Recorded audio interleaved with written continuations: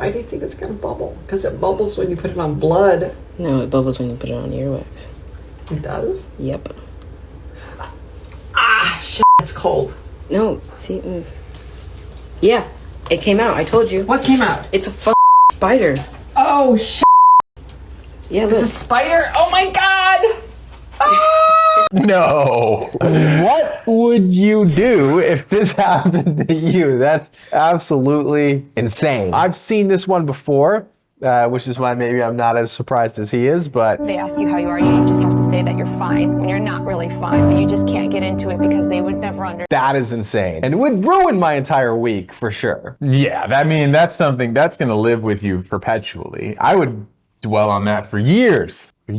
So first of all, if you get a spider in your ear, you could just use regular water to flush it out. You could use mineral oil to flush it out. In fact, if your real goal was to remove earwax, hydrogen peroxide, not the best option. You really want to be using this like Debrox, which is like a mineral oil type of solution, soften the earwax, and then allow it to extract. If you do get something stuck in your ear like this, do whatever you can to get rid of it.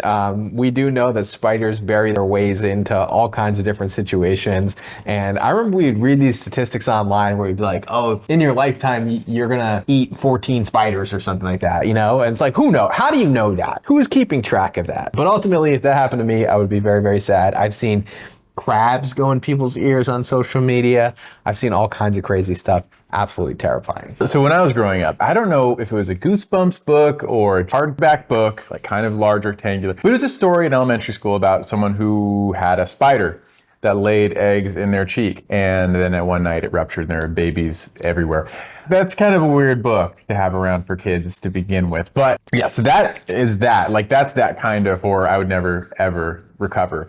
Now, the other side of it too is like in dermatology, there's a lot of different spiders that cause problems. There's only a few that actually cause significant problems. And so to provide any value here, the most common spiders that are problematic and cause necrotic, necrosing skin lesions are going to be your brown recluse spider, smaller than you'd think, but it's very small, like dark areas, hiding corners. You'll never probably see it if it bites you. Other one, there's some controversy around some of these, but like the hobo spider, feel like that one's gonna get renamed at some point here. I'm just saying. Then the black widow, I think, can cause some degree of necrosis, but mostly like, you know, violent shakes, muscle aches, poisoning ultimately. So black widows, brown recluse, those are probably the two main ones you'd want to avoid. Yeah, definitely. Black widow bites, you know, you got to go to the ER because it does have systemic neurotoxicity, which causes severe abdominal pain, among other problems. Next. Just get your shit and go. Okay, what on earth is going on in this video? So what you're seeing here is the eye puffing up with some type of injection. What is that? That's actually carbon dioxide injections. This is called carboxytherapy. I've seen a bunch of videos like this online. I've never seen anyone in the United States do it, but it's popular overseas. Injecting carbon dioxide underneath the eyes to help with dark circles. Thoughts? Well, my first thought, again, this is not something we do here regularly. And while dramatic, like those improvements were shocking, they seem temporary because gas kind of actually can diffuse underneath the skin. It will be picked up probably into your blood vessels. I wonder how quickly this goes away. I mean, I feel like it's going to be a matter of minutes before you're kind of back to your baseline. I don't think it's meant to be puffy like this forever, but I think it's supposed to have some type of like help with pigmentation over time. There is one study that shows that carboxytherapy is helpful for dark circles, but you know, it's very limited, not something that we do often, and probably from a mechanistic standpoint doesn't really make quite that much sense on why it would be helpful. There are better options for dark circles. We've talked about them before, but yeah, this is gonna be a no for me, dog. Yeah, no here. I mean, it's common to have other things injected into this area. Filler, hyaluronic acid filler, not quite so high perhaps. I don't think it's going to provide the long-lasting benefits. Short term, I don't know if it's going to do anything for you. So also a no for me. Show me the life hack that you randomly saw one day that is now an unconscious standard practice in your life. I'll go first. Obviously, this is a lotion. Cap, right? That's the cap. No? Yeah. Well, I guess no, the cap is still on it. Where did that come from? Show me There's a the cap. life hack that you randomly Oh, saw they take the one cap. day Okay. that is now They take an the cap. unconscious standard. Okay. Yeah. Do it. I like it. I mean, do we have anything?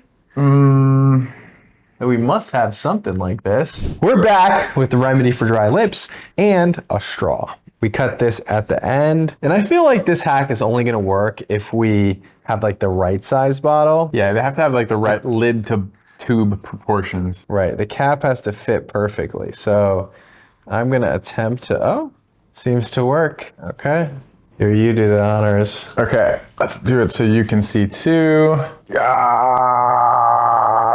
It works. Could have picked a less viscous product, but Okay, that's enough. You're wasting my product. it was not going to be used anyway. I want to see the empty innards. All right. More than I thought. I'm gonna make use of this as a healing ointment for now. Did it get it down to 0? Pretty darn close, just the sidewall. It's pretty good. So I think overall this hack is doctorally approved. Approved.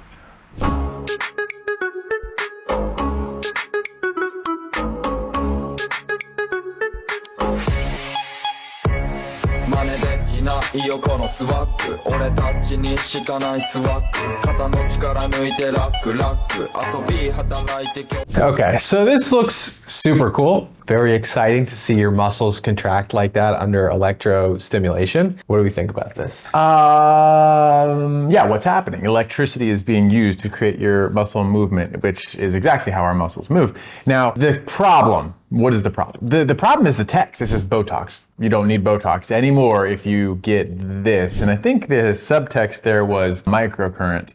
Now, what is the point of Botox? It stops muscle movement to prevent the transformation of dynamic lines, these ones, into turning into static lines to where they're there at rest. So did you get that?